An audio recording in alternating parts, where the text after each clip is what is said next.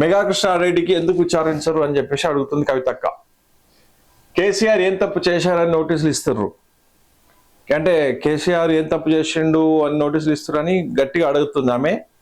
కేసీఆర్ తెలంగాణ తెచ్చినందుక, ఇందిరమ్మ కిట్లు కేసీఆర్ కిట్లు ఇచ్చినందుక, కేసీఆర్ తెలంగాణను అభివృద్ధి చేసినందుక, ఇవన్నీ ఎందుకు ఇచ్చిర్రు అని చెప్పేసి ఆమె అడుగుతుంది. కాళేశ్వరం కమిషన్ కాదు, కాంగ్రెస్ కమిషన్. ఇందిరా పార్క్ వద్ద ధర్నాలో తెలంగాణ జాగృతి అధ్యక్షురాలు ఎమ్మెల్సీ కల్వకుంట్ల కవిత. ఎక్కడ బీఆర్ఎస్ పార్టీ అనగదారిపోతుంది, లోపలికి దిగదారిపోతుంది అనమాట బీఆర్ఎస్ అనేది. బీఆర్ఎస్ పార్టీకి పుట్టగత్తు లేకుండా సంవత్సరం లోపల మరి ఇప్పుడు కుటుంబ డ్రామా అని చెప్పేసి అనుకోవచ్చు మనము. ఇక్కడ కుటుంబ డ్రామా అనేది ఏంది అని అంటే కేసీఆర్ పైన ఈ నెల లోపల కేసీఆర్ కావచ్చు, కేటీఆర్ కావచ్చు, హరీష్ రావు కావచ్చు, వీళ్ళందరి పైన ఈ జూన్ నెల లోపల కేసులు పరంపరలు వస్తున్నాయి అనమాట. 5వ తారీఖు నుంచి ఈరోజు స్టార్ట్ చేసుకుంటే కేసులలో ఇరుక్కున్నారు వాళ్ళు. దీంతో బీఆర్ఎస్ లో ఉన్నటువంటి బీఆర్ఎస్ యొక్క పార్టీ విలువ మసకబారిపోతుంది. అందులో భాగంగా కవిత ఒక అడుగు ముందుకేసి మా పార్టీ విచ్ఛిన్నమైపోయే అవకాశాలు ఉన్నందున ఆమె ఏం చేసింది ఏంటంటే వీర నారీలాగా ముందడుగు వేసి పార్టీని నడిపిద్దాము, పార్టీ మునిగిపోతుంది, పార్టీ అధ్యక్షుడు కరువు అయ్యిండు, దీనికి పార్టీని కూడా పట్టించుకోవట్లేదు, కనీసం నేనైనా దానికి నీళ్లు పోద్దామని చెప్పి జీవం నీళ్లు పోస్తుంది ఆమె ఈ యొక్క బీఆర్ఎస్ పార్టీకి. అందులో భాగంగానే ఎప్పుడో మూలపడ్డటువంటి జాగృతి సంస్థను పైకి తీసుకొని వచ్చింది. జాగృతి అనేది ఆమె అప్పట్లో పెట్టుకున్నటువంటి ఒక కుంపటి. ఆ జాగృతి ద్వారా మళ్ళీ ఏంటి బతుకమ్మ బోనాలు అప్పుడు చేసేవాళ్ళు, కొన్ని కోట్ల రూపాయలు వెనకేసుకొచ్చారు ఆ టైం లోపల. అదొక పెద్ద కుంభకోణం. ఏదున్నా కూడా ఇక ఆడపడచ్చు అంటే తెలంగాణకు కవితనే, కవిత అంటే తెలంగాణ. ఇవి తప్ప అప్పట్లో 10 సంవత్సరాలు అంటగాగినటువంటి విషయం. ఇప్పుడు ఈమె చేరాని దందాలు చేసి ఆస్తులు కొన్ని వేల కోట్ల ఆస్తులు సంపాదించి వాళ్ళ అన్న కావచ్చు, వాళ్ళ నాన్న కావచ్చు, ఈమె కావచ్చు, వాళ్ళకి సంబంధించిన కుటుంబీకులు కావచ్చు, కొన్ని వేల కోట్ల బిజినెస్లు చేసి అక్కడ వాటిని కాపాడుకోవడానికి రాజకీయంగా ముందుంటే ఏది మాకు అడ్డం రాదు, లేదంటే రాజకీయంగా మేము వెనక్కి పోతే మేము సంపాదించిన ఆస్తులన్నీ బయటపడతాయి, మాకు ఎక్కడ పుట్టగతులు ఉండవనే ఉద్దేశం మీద వాళ్ళ ఉనికిని చాటుకోవడానికి రకరకాలైనటువంటి ఆలోచనలతోటి బయటకు వస్తున్నారు అనమాట. ధర్నాకు గులాబీ శ్రేణులు దూరం, ఎవరు కూడా ధర్నాకు రావట్లేదంట. దీని గురించి ఒకసారి 3వ పేజీలో చూద్దాం మనం. ఇగో మెగా కృష్ణ ఎందుకు విచారించరని చెప్తుంది కవితక్క. కాళేశ్వరం కమిషన్ కాదు, ఇది కాంగ్రెస్ కమిషన్. ఏపీ చేపట్టిన బనకచర్లను వెంటనే అడ్డుకోవాలి. చంద్రబాబు నీటి దోపిడీని బీజేపీ నేత ఎందుకు అడ్డుకోవడం లేదు? కాళేశ్వరం జాతీయ హోదా తీసుకొచ్చే బాధ్యత ఈటలు తీసుకోవాలి.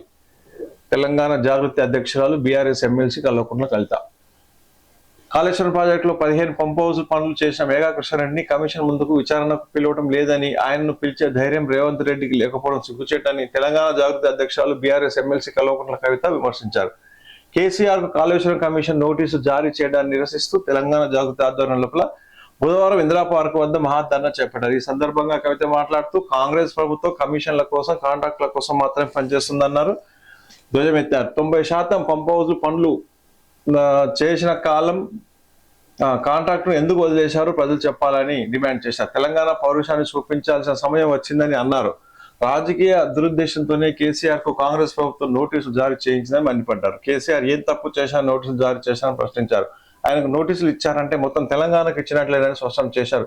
అది కాళేశ్వరం కమిషన్ కాదని, కాంగ్రెస్ కమిషన్ అని రాజకీయ కమిషన్ అని విమర్శించారు. కాళేశ్వరం లోపల 30% తెలంగాణకు నీళ్లు. కాళేశ్వరంలో వాడిన స్టీల్ తో 100 యాపిల్ టవర్స్ కట్టవచ్చని, కాళేశ్వరంలో పోసిన కాంట్రాక్ట్ తో కాంక్రీట్ తో 50 బుర్జ్ ఖలీఫాలు కట్టవచ్చని కవిత అన్నారు. అంత పెద్ద ప్రాజెక్టు కాళేశ్వరం అని, ప్రాజెక్టుకు పూర్తయితే 30% తెలంగాణ భూభాగానికి నీళ్లు అందిస్తుందని తెలిపారు. 40 టీఎంసీలతో హైదరాబాద్ కు శాశ్వతంగా నీళ్లు ఇచ్చే ప్రాజెక్టు కాళేశ్వరం అని చెప్పారు. మన పరిశ్రమలకు 16 టీఎంసీల నీళ్లు అందుతున్నాయన్నారు. 90 మీటర్ల అడుగున ఉండే నీళ్లను 600 మీటర్ల పైకి ఎత్తిపోసే ప్రాజెక్టు అని, కేసీఆర్ది గట్టి గుండె కాబట్టి అంత పెద్ద ప్రాజెక్టును నిర్మించారని అన్నారు. కాంగ్రెస్ పార్టీ నాయకులకు కల్లో కూడా అతిపెద్ద అంత పెద్ద ప్రాజెక్టును కట్టాలన్న ఆలోచన రాదని ఎద్దేవా చేశారు.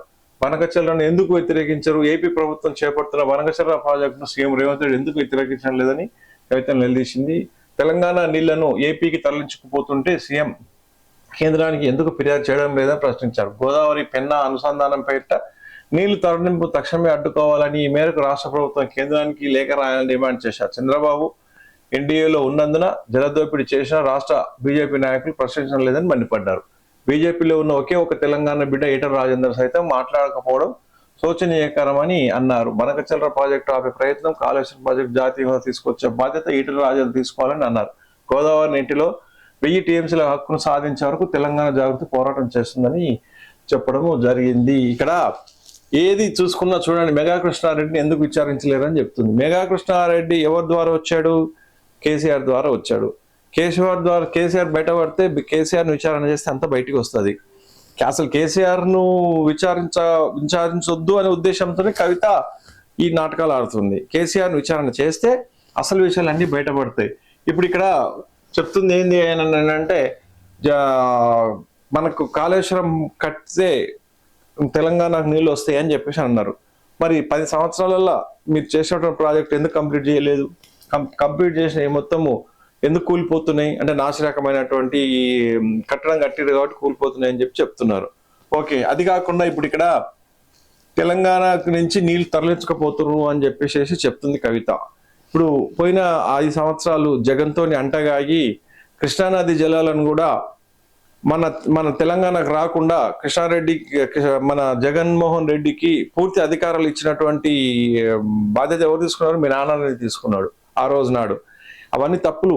ఎన్ని తప్పులు చేసినా సరే మనను ఎవరు అడ్డుకోరని ఉద్దేశంతో మాట్లాడుతున్న మాటలు ఇది కరెక్ట్ అయినది కాదు అని చెప్పేసి మేము చెప్తున్నాము. ఇక్కడ చూడండి, ధర్నాకు గులాబీ పార్టీ నుంచి ఎవరు కూడా ఈమె ఎక్కువ సపోర్ట్ చేయట్లేదు అని చెప్పేసి ఆమె అక్రోషం వెళ్ళబుచ్చుకుంటుంది. జాగృతి ధర్నాకు బీఆర్ఎస్ నేతల గైరాజరు అంటే ఈమె సపరేట్ గా ఒక కుంపటి పెట్టింది ఇప్పుడు బీఆర్ఎస్ లోపల.